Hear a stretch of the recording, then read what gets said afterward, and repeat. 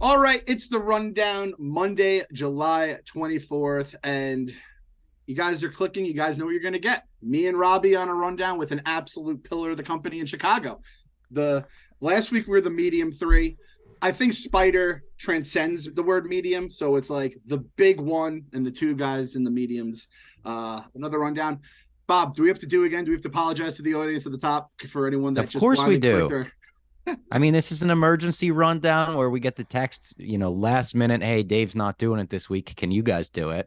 And it's 2 weeks in a row where people are going to be clicking on this. They're probably leaving comments right now as I'm speaking, 30 seconds into this video. Oh, these are the three we get on Monday. Are you kidding me? Where's Dave? No Portnoy, no clicks. Listen, we're bringing the vibes. We're bringing you a rundown. Nobody else is bringing you a rundown, but these three, we're bringing you a rundown. And we get to catch up with Spider. He's been gone in Chicago for months now. It feels like years, to be honest. But Thank you how guys are so you, much. Spider? I appreciate it. Clem with the beautiful intro gassed me up to the fullest extent. I'm pumped to be here. I think this is my second rundown appearance, so thank you guys.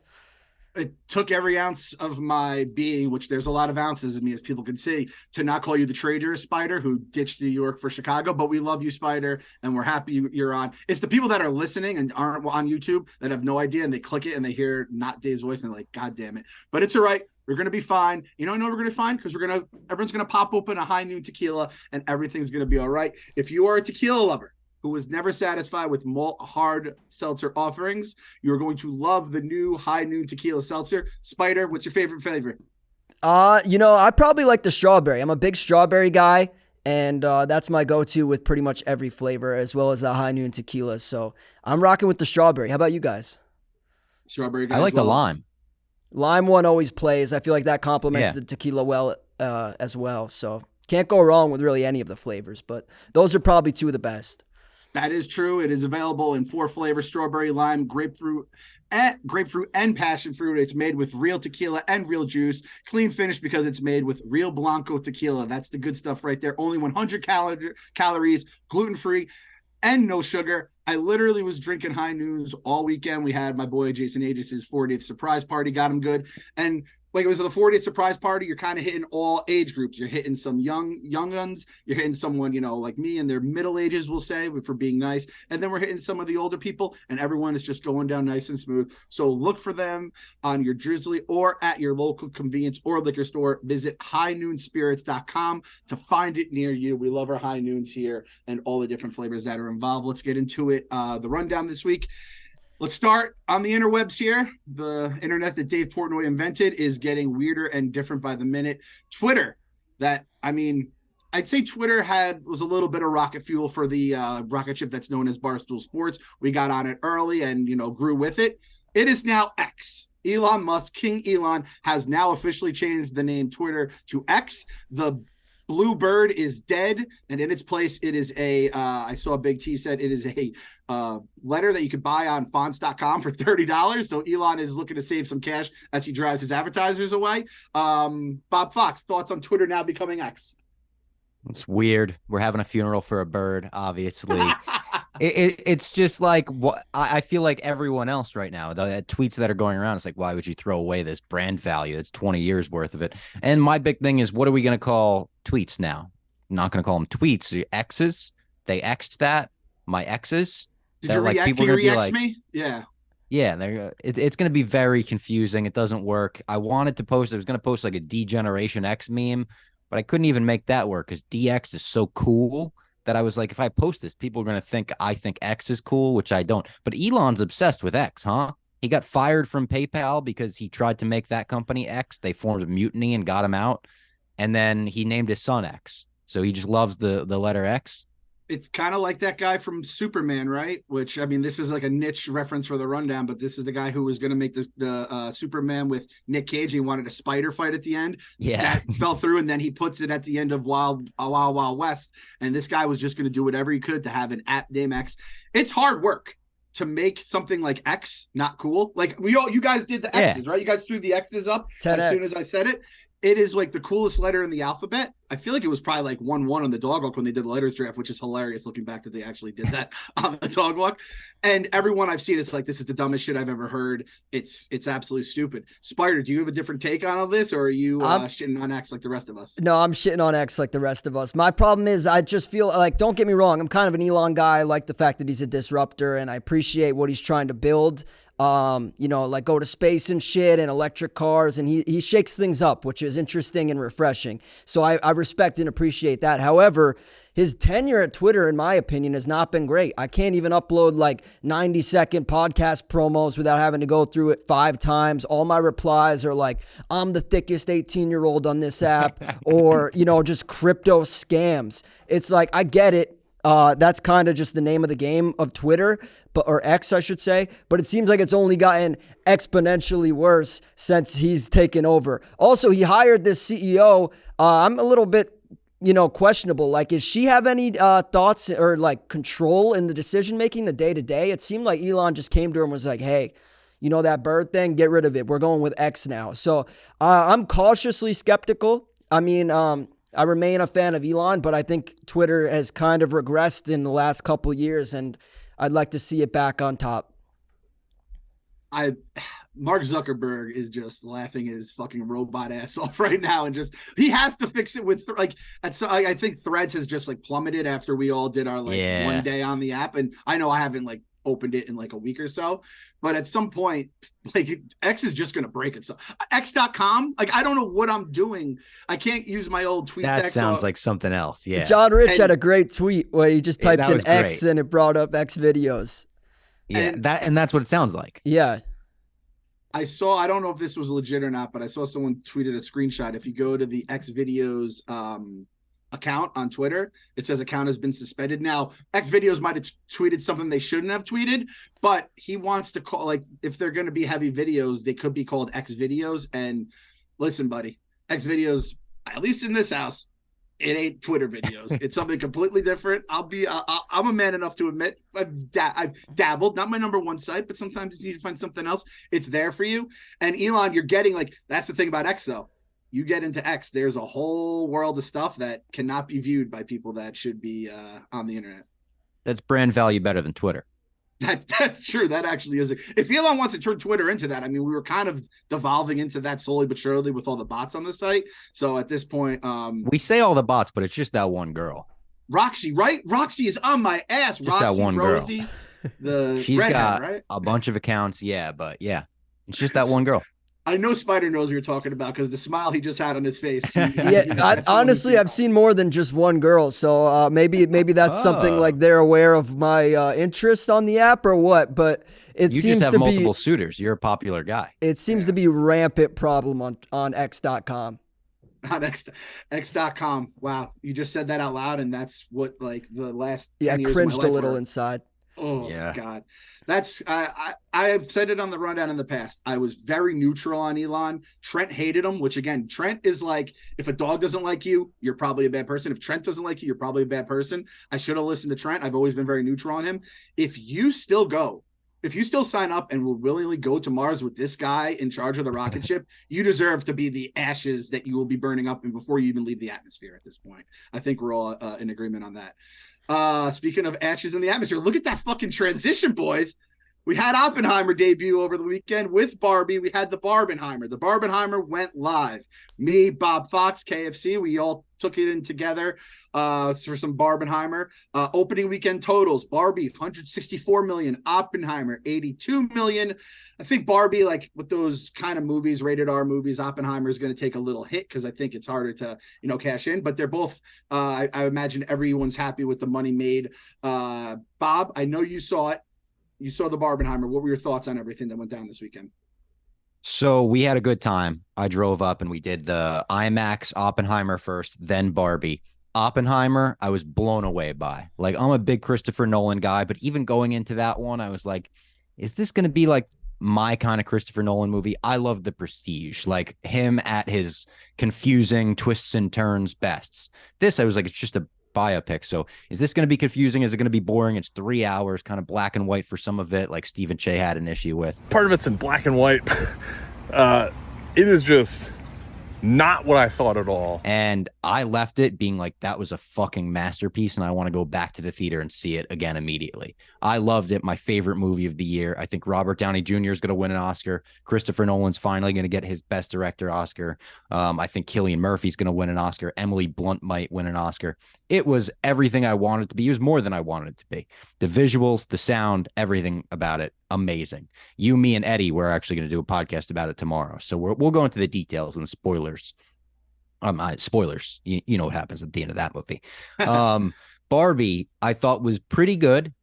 I don't understand like the Oscar talk for Barbie necessarily versus Oppenheimer. Like I thought Barbie is exactly what a Barbie movie should be. It's like a movie for girls, funny, had some good jokes in it, had some funny songs in it, but like it's not an award contender movie. I just thought that was like a fun summer blockbuster. But I did think it was like a nice dessert on top of Oppenheimer, a movie that is so fucking heavy that you leave the theater wanting to like go sit in a room and stare at a wall for 10 hours. It's nice to like cap that off with Barbie, a nice light dessert. I'm right with you, Bob. After the ending of Oppenheimer, which I think we have an idea of how everything ends, at least a little bit there. You kind of like, if I just went back home and was left to my own devices, went on X.com and went into my hellscape, could have been a rough night. It was like a nice, Oppenheimer was like a 5-course meal, some heavy stuff involved, and Barbie was like the little sorbet you get at like a fancy wedding, and you're like, why is this spoon so small? I've never seen a spoon this small. And it was absolutely perfect for what it was. It was like, I didn't love it by any means, but it was fine. It was a movie where after 3 hours in Oppenheimer in the theater, I'm like, I could just go on my phone. I was like looking at the Mets game. You're kind of just scrolling around, doing whatever. I felt all right with it. Had a couple laughs. I also have to admit, I love how mad Barbie is making some people on the internet. Like, I just like that kind of shit. I like when people are upset about things. I know I get upset about things too, so it's nice to see other people upset about it. Spider, what was your did you do the Barbie? Did you do the Heimer? Did you do any of it? I got to make an confession. I haven't seen either, unfortunately. But that being said, I can tell you that I love the fact and the hype that these movies are getting. I feel like every summer it's essential to have one kind of like blockbuster film. Last year it was Top Gun. Shout out PFT who invited me. We saw that movie and that blew my dick off. So I loved it. I still have yet to see these movies, but what I did see is a lot of crazy takes that people were having surrounding this. Like, as far as I'm concerned, Oppenheimer, and again, I didn't see the film, but it seems like kind of more a documentary, not a full-blown documentary, obviously, but it is recapping historical events. And I saw people like complaining about, like, why did this go this way? Or like, why is there so much lack of diversity in the cast? And I'm just like, that's probably something to do with like just accuracy within the show. Pete just walked by. Shout out All Business Pete coming in the office. Was Pete one of the people complaining about that? Is that what you said? Yeah, I'm sure I think it was all random accounts. Pete definitely saw the Barbie movie, however. And same with the Barbie movie. People were like, oh, this movie like so woke and all this stuff. Like, who cares? I don't know. To me, it's a movie like if you bring one of your kids to see it and they enjoy it, then so be it. Like, people are just so quick to have strong hot take opinions on everything. And it's just like, just go to the movies, enjoy it. And yeah, I mean, I say that as a guy who hasn't gone to them, but I think I'm planning on getting Top Gun the last movie you saw. Yeah, in theaters. Yes, Top Gun. But then again, I'm not a big movie guy in terms of, well, everyone is waving the movie. Not a movie guy. Be careful. Watch out. You and Cassie be in a bunker together right now. Basically, I'm losing my train of thought. I'm like an animal in a zoo exhibit right now with all the people banging on the glass. But I can't wait to see these movies. And one movie that I'm really looking forward to, actually, this you guys are probably going to roast me for. I saw the new Willy Wonka trailer. And I'm a big sucker for Wonka. I'm excited for Wonka. Cool. I hear that there's a brand new theater that just opened in Wrigleyville here, Alamo Draft House or something, which sounds great. Those are awesome. I've heard great things. Alamo. It's tremendous. Yeah. Yeah. So Jeff D. Lowe spoke very highly of that place, and it's kind of a bucket list item for me to get to there. And I'm just gonna wait for a movie that I think I really vibe with. And unfortunately, Oppenheimer or Barbie is not necessarily my cup of tea. As someone with severe ADHD, I don't know if I could subject myself to 3.5 hours of A-bomb movies. That's fair. Yeah.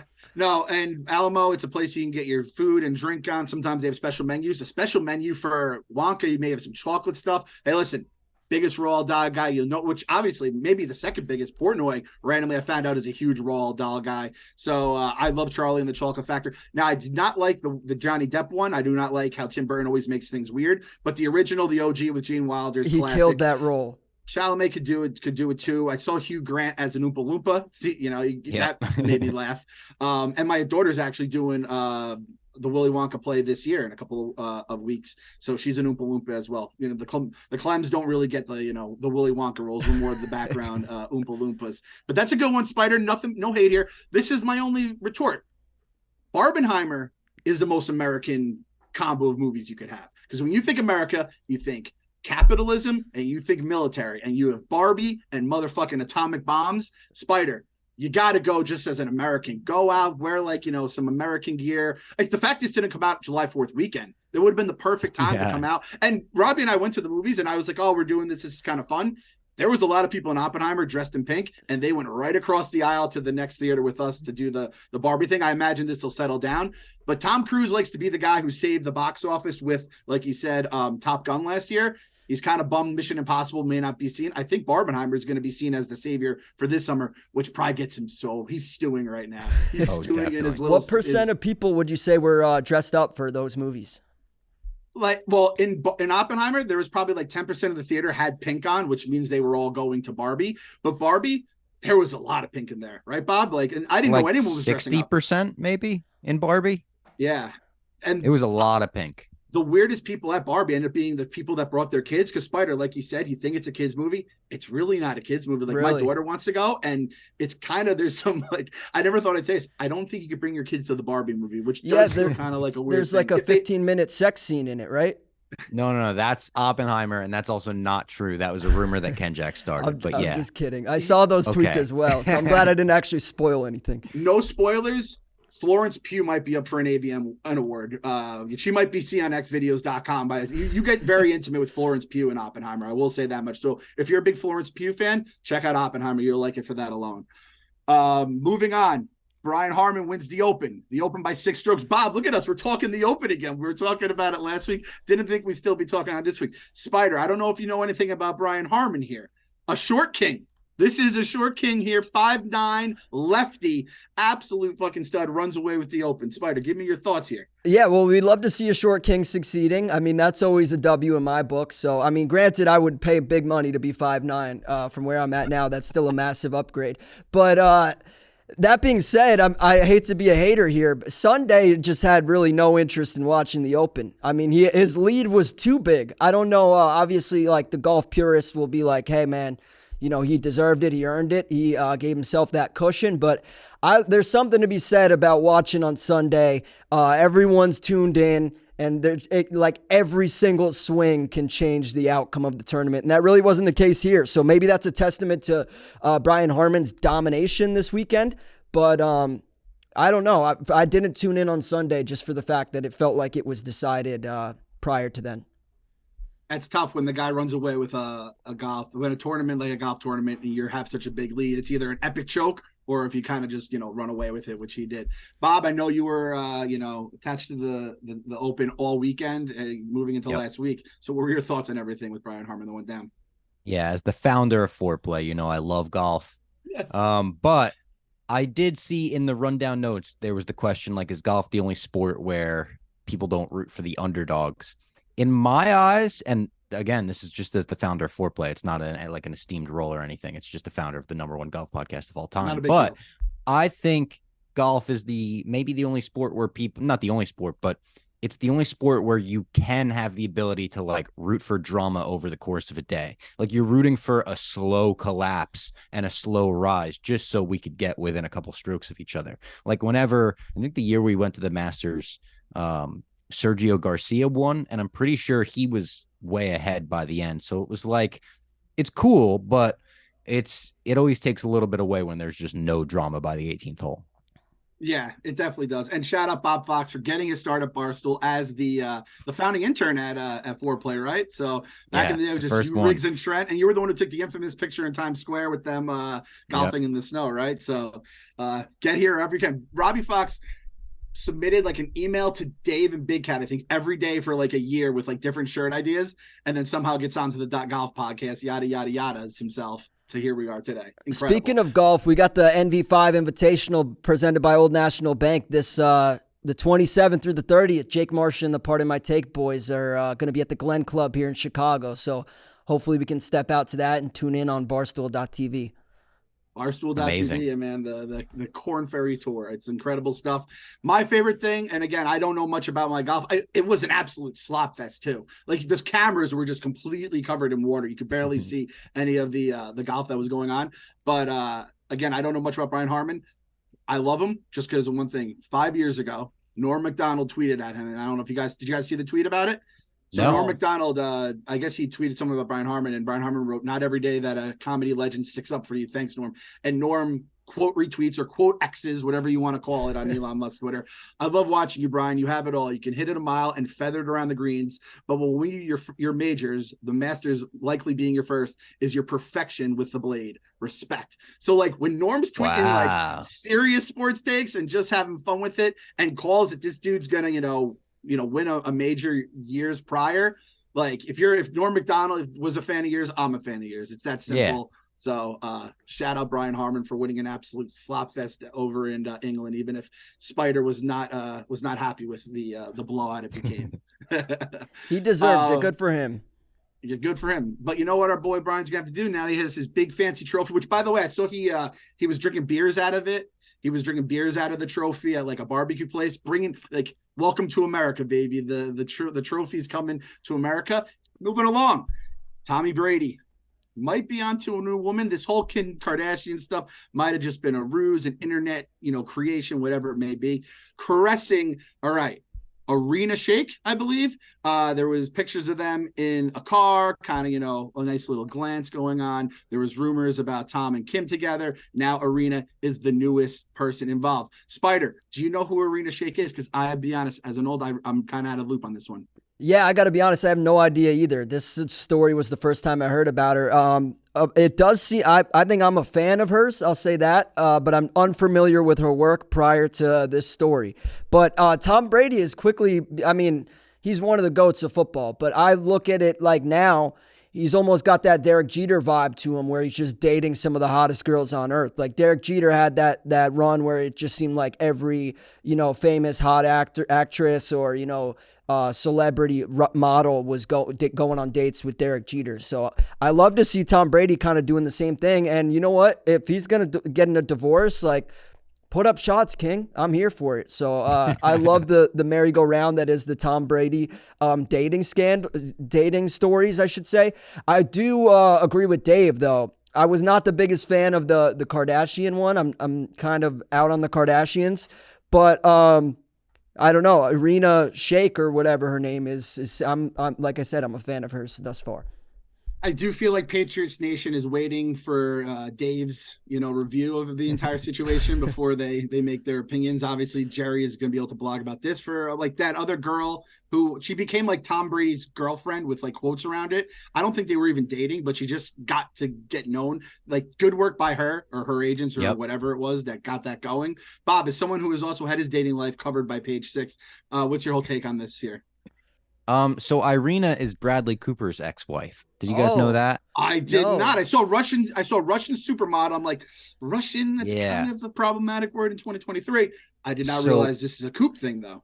Bradley Cooper's ex-wife, who, listen, I'm not, allegedly over everything I'm about to say. I'm not confirmed on the details, but I think they got split up after all that Star is Born stuff where Lady Gaga was getting real close to Bradley Cooper and they were kissing on the cheek at award shows. It was getting weird. And then Bradley Cooper and his wife split up. I think they might have kids together. I'm not sure. But yeah, this is kind of like, I'm viewing it as maybe a move of revenge from Irina. Where she's like, listen, this also Bradley, says I'm hopping over to Tom Brady. She dated Cristiano Ronaldo from 2010 to 2015. Maybe they were married. I mean, we're talking about Tom Brady having this, diamond of whatever. For women, Irina might be that girl. Yeah, she might take the cake. And to be honest, you could be dating. You could literally just put some ketchup on your face, and he's like, "Here, you got something on your face." All that matters is her name is now going crazy. It's on Barstool. X.com is trending her name right now, and we're all learning about her, right? So it's a win no matter what. And hey, they find true love. True love's a beautiful thing. I think all three people on the panel can agree with that, right? Oh, yeah. Love is love. Yeah, love is love. And again, Jerry gets to blog this and every single thing that comes out of it. Barstool wins in the end too, because it'll be like in our top 5 pin there. Pictures of Arina Shake. I'm gonna have to get this one down. One more, Bob. She dated Linkin Park drummer Rob Borden. Oh. That's I don't know who that is, weird. But based on your reaction, listen, you go Bradley Cooper, Tom Brady, Cristiano Ronaldo, Linkin Park drummer.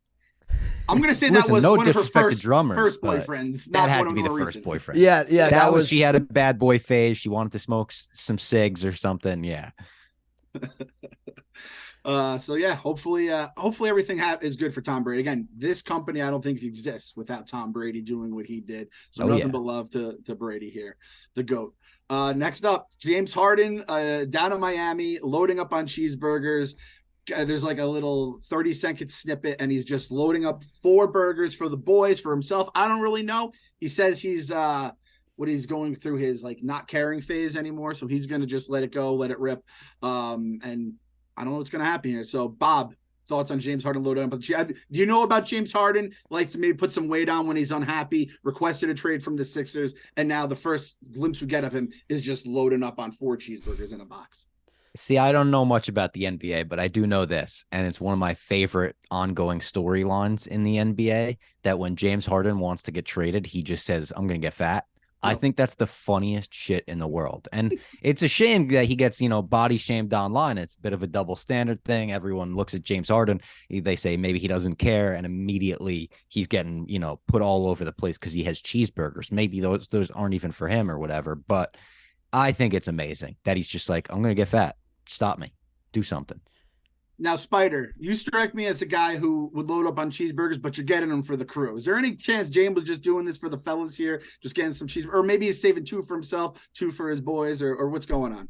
Yeah, I'm gonna give him the benefit of the doubt here. Or either that, or I think it was a work. And I think that I saw a tweet that someone, or an X rather, that someone said that James Harden might have an ownership stake or like an ad deal with this company. So I think he kind of got us in that regard. I mean, the storyline pre-existed about him gaining weight, which I think is hilarious. Like Robbie said, anytime he's unhappy, he just puts on a shit ton of weight and then requests a trade like clockwork.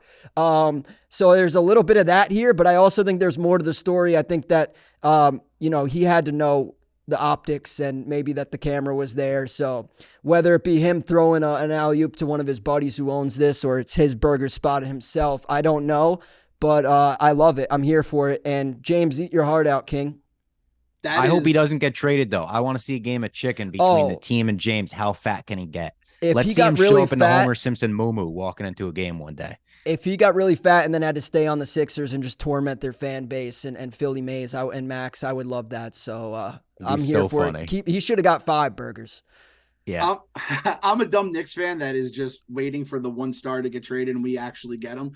And I feel like the only way that Embiid will ask for the trade isn't if they trade Harden and get stuff back from him and they like lose in the second round again. It's that having James Harden looking like Mac and Always Sunny when he went through his fat phase will finally be the straw that breaks Embiid's back, and then God willing, my Knicks will get him.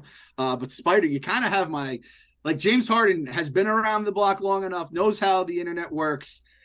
He definitely has some money in Trill Burger here, which, by the way, Trill Burger just sounds like a good ass burger too. I don't know if you guys saw them; they look fucking real good. So I kind of want to have myself a Trill Burger right now. I don't know if I can get them up here in New York, but if you see any in Chicago, can you save me one, Spider? Yeah, I'll overnight it. Try it. I'll try out a Trill Burger here.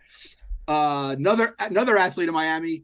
Little bit of a different phase of his career. Messi scores the game-winning goal in the free kick in the final seconds of his first game. Everyone was at the game. LeBron, Serena, Kim Kardashian, whole crew there. Spider, this is your short king. I feel like any soccer player that is at this level, this is like is he wearing the crown right now for everyone? Yeah, I think so. And I think, obviously he's nasty at soccer, like that's a given. But also, I think it was really cool, like you said, to see how much support he got. Granted, Miami showed up for him, but to me, my biggest takeaway was how many other celebrities showed up. Some of the GOATs in their respective sport. Serena was there. I'm forgetting all the other people, but I was blown away watching the TikTok of who all was in attendance. And just a perfect moment. He comes to Miami, he gets subbed in late in the game, and then he gets a free kick in front of an audience that is like pumped to watch him, and he just buries it. There was one dude like laying on the ground behind the line of defenders there trying to block that. I need to watch a little bit more soccer before I could figure out what was going on there, but it did seem like an awesome moment, and I love it. Messi's getting the bag, and he's putting soccer on a bigger platform here in the States, which I think is something that's only really happens every 4 years when there's, a World Cup or something of that nature going on. So hopefully Messi can, keep that wave going and keep eyes on the sport. I think it's great. Anytime you can get soccer in the algorithm of a TikTok when it's not the World Cup, like you said, I know the Women's World Cup is going on as well. That's definitely a W for the sport. Apple has to be happy. And they kept them away from the Saudis too. You have to be happy with that. I saw Mbappe, they're offering $332 million reportedly for him now. And it's like, who's going to be the guy to take the blood money? It's like Live PGA Part 2 right now, right? So, Bob, you have any takes on Messi? Are you a Messi guy? You have to be. Who's not a Messi guy at this point, right? Yeah, I wasn't impressed. I wasn't impressed with the kick. I think you put me on the pitch, and I think I nailed that. His placement was a bit shitty. I think he got lucky with a crappy goaltender.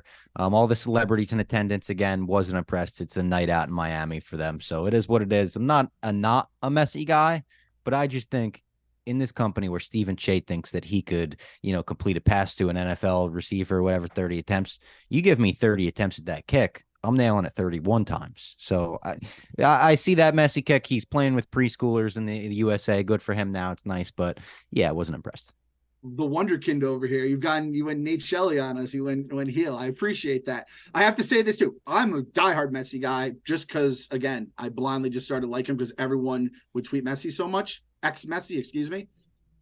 I heard, kind of going back to this Trillburger stuff, that the Publix viral moment was a setup because that at least maybe his team has Publix as a sponsor. So Messi, because didn't I tell you last week? I told you last week on the only run that's gonna be less viewed than this one because we didn't have Dave on with Eddie. I said it did seem kind of weird that grocery shopping would be the first thing you stop doing when you reach Messi's level of fame or even close to that. And it did seem odd. I sniffed it out, and now there are rumors going around that Publix is a sponsor. And now I'm kind of like, Messi, like, you're playing the game here. I can't appreciate that. Like, when is enough at this point with these guys? Enough money, enough. Nothing in this world is pure. Nothing's real. Yeah. Everything is just rip the mask off, and it's an ad.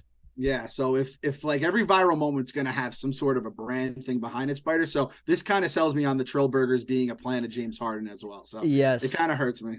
It really does hurt me. That's kind of like how this rundown placement is just all an ad for My Mom's Basement and Rubbin' is Racing, both available on podcast feeds everywhere. That's right. Check out Rubbin' is Racing today. Click and listen. New faces and new places moving along. Aaron Rodgers, he's looking skinny, looking high, according to John Rich here.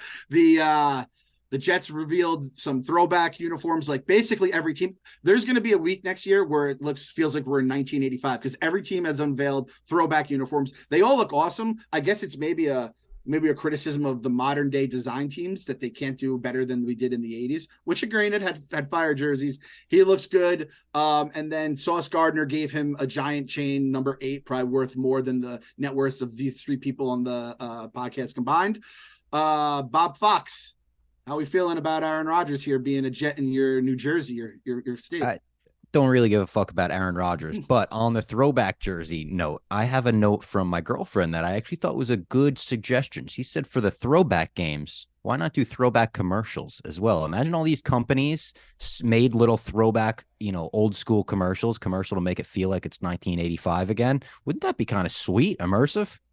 If I'll ever like go on an old game that has the commercials, I'll sit back and watch. And I have one of those people that if you ask me what the commercials were as soon as they ended, I forget. My brain just turns itself off, which, let's be honest, it's like always in like power saving mode, my brain, but it especially shuts off during commercials. I would keep watching if you kind of throw me an old school commercial. That's a good call by Lady Fox. It could be a new Super Bowl commercial type thing, where like people look forward to the throwback games because they know they're going to get some new, cool, funny commercials. Yep. Now, our boy Spider is a Bills fan, so I'm interested to get his take as a Jets fan. Also, Spider, let me tell you, tread lightly with your Aaron Rodgers takes, considering you're now in the Chicago office with a bunch of Bears fans. Yeah, honestly, pretty mild football fan at that. But I'll tell you what I'm not a fan of is these jerseys. I think that leaves a lot to be desired. They could have been better. I don't know. John Rich had another banger tweet saying he looks like a kid in a Halloween costume. And I think that's pretty spot on. I don't know what it is, if it's the proportions, if it's the color scheme. Something about it looks off. Maybe it's the fact that it's Aaron Rodgers in the jersey, but it doesn't feel real. It's kind of like Twitter becoming X thing. So I think I'm going to need to see this on the field before I can really come to terms with what's happened. The Sauce Gardner thing, that seemed kind of wild to me as well. I just thought that, maybe that, like, I didn't expect that to be coming from a cornerback. Maybe like a wide receiver that's like, hey, throw me the ball or I want 10 targets a game this year, would be giving him a gift like that. But it just seemed kind of weird that it was his cornerback. I also saw someone on X say that Zach Wilson's in the corner watching like Adam 22 as Aaron Rodgers got the chain put on his neck, which I died at. So one of the best X's I've seen to date. It's a good X. You know what? I'm kind of getting in on the X. Spider's been calling it X all episode. I think I'm sold now. You did a better job selling me than Elon for sure. Dad, that's a good. You forget Zach Wilson is in the building for all this. Like if these guys are going to the media and they're like, yeah, it's just good to have a guy who can get me the ball where I need it. And then Zach's just sitting, 3 feet off camera. God damn it. He had that run though. Like this time last year, Zach Wilson was coming off the like MILF rumors and we didn't know fucking what was moms. real, what was not. Yeah, exactly. So, he had his time in the sun. Now Sauce, the guy's name is Sauce. He definitely has do we still say the drip? Is that still a thing, Spider? I think so. Yeah. Yeah, I used to ask Robbie, but Spider is no offense to Robbie. He's more the cool guy. He's in he's in the nomenclature with the youths these days. So he has the drip. Have you ever seen Sauce? He has like a legitimate like ketchup bottle that he wears that's complete, diamonds. That's the very elite receiver. Cornerbacks can have that, and everyone else kind of falls in place. Any receiver, I think, would rock that, but the cornerbacks, it's like the cream of the crop. And that's when I knew Sauce Gardner was going to be an all-pro his rookie year when he was showing up to the draft with that fuck. And the guy has the name Sauce. It works every single time. Robbie, Jersey guy, just like Sauce, right? Yeah. What are we eating with our spaghetti? Is it sauce or is it gravy? No, it's gravy. It's gravy. So I the fact he never went to Gravy Gardner, I almost appreciate too. It doesn't really sound the same. It doesn't have the same flow to it, but that is a Jersey thing. You get the alliteration at least with that. Like it could work, but sauce works better. Yep. So that's the rundown here. After show. First up, we got to shout out our boy Jeff D. Lowe. He has a new game out, the Daily Dozen trivia game. He tweeted it out. It's just like the Immaculate Grid. You click on a question, it'll say MLB, and then it asks you an MLB question. You start typing in the response, and just a bunch of names pop up. I didn't know Barstool had the capabilities to do something like this, let alone do it this quickly when the Immaculate Grid just got hot. I hit like 6 of 9, 7 of 9 or something, and anyone that required an actual brain, I was completely off on, but I got like the sports one, the food ones. It was very in line with ZD. And as a former Dozen competitor, Bob, did you get to play it yet? I did. I thought it was awesome. Jeff actually sent it to me last night at like midnight and was like, don't tell anyone, but check this out. I felt really cool, like beta testing it. You're the guinea pig. I think I went like 4 of 9 in the first one. And then this morning I did it so I could tweet it, and I got the geography one right on my second guess. So it was like a free double sip I got there. But yeah, I think this is awesome. Nice. I think it's going to be huge. Yeah, it's because it hits so many different things and you still feel like a part of it. And then if you get the grid, you can go crazy with it. Spider, what's your trivia abilities at here? Not great. Not great. There's a reason why I'm kind of like stage manager / mic runner at the Dozen live events and the shows and stuff.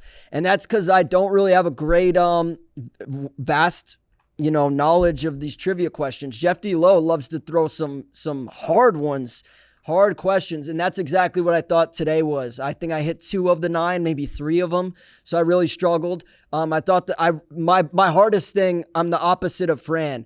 It's like she nails the celebrity mashups. I have zero idea who these people are. I kept thinking it was Michael Scott today. And then I was like, oh shit, what's Michael Scott's real name? Oh, it's Steve Carell. Neither of them were accepted. And then I submit the thing and like it shows the answer. And it was just 2 people that I was unfamiliar with, I think. So tough all around. Jeff does a great job though. And I think this game is going to be very, very, intriguing and fun to play. It seems like a lot of people love doing these daily games, whether it be like Wordle or, Immaculate Grid, but everyone's always asking for a way to get involved in the dozen. And I think Jeff nailed it with this opportunity. So really fun game. Hopefully I can get better and learn more about, celebrity knowledge and geography as it goes on.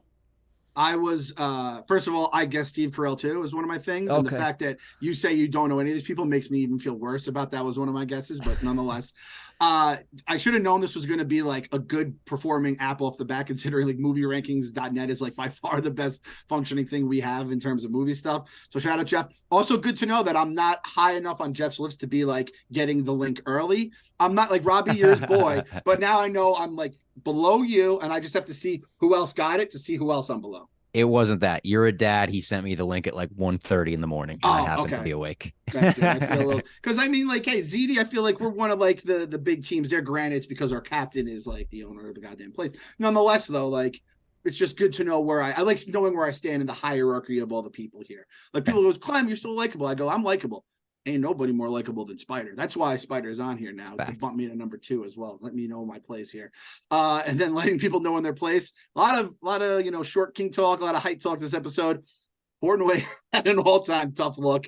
The Rock ad standing next to his high noon ad. Dave tippy toes, no tippy toes. It didn't matter. Just got absolutely dwarfed by the Rock. If I know Dave, there will be a new high noon ad placed out, and it will be twice the size. It will not be lifelike. It will be just a big ass Dave there. Our short king Spider though, we've been through this before with bet pictures. I'm sure you've been. It was a tough one for the boss man. It was, but at the end of the day, who cares? Because I think it's still a dub for his efforts, and that got a lot of eyes on it, as did the Messi supermarket noon photo selfie. So you know what? It may be a tough look, but at the end of the day, I think it's just lining his pockets and great exposure for one of my favorite drinks at his high noon. So I don't know. I also think that whoever did this is like a deep, big time stoolie that knows exactly what they were doing. This was a calculated move. They were like, right. How can They looked at that and they were like, oh, this is a tweet right here. Yeah. So respect to whoever's in the liquor store having some fun with their job. I love that, keeping it light in there. But I definitely don't think that was just coincidental. I do think Dave should come out with a 15-foot tall one where he's making like the prep school face and going like that or something. So you could put it next to the Rock and it makes it look like he's like dwarfing him. I think that would be pretty funny. That would be great. Shout out to Dave for tweeting it out too. That's a Portnoy movie. Like he could have just ate it, let it sit in his pocket. Doesn't. He's a man of integrity. Lets it fly. And to be honest, I didn't even notice Dave or The Rock in it because those high noons just look so delicious in his hand. Shout out High Noon. What do we say? highnoonspirits.com. Find it near you. Find us on the rundown probably next Monday. I don't know, but we might be here. Probably, yeah. Tune in next Monday for the A squad of me, Clem, and Spider. We'll be back. We'll see you guys.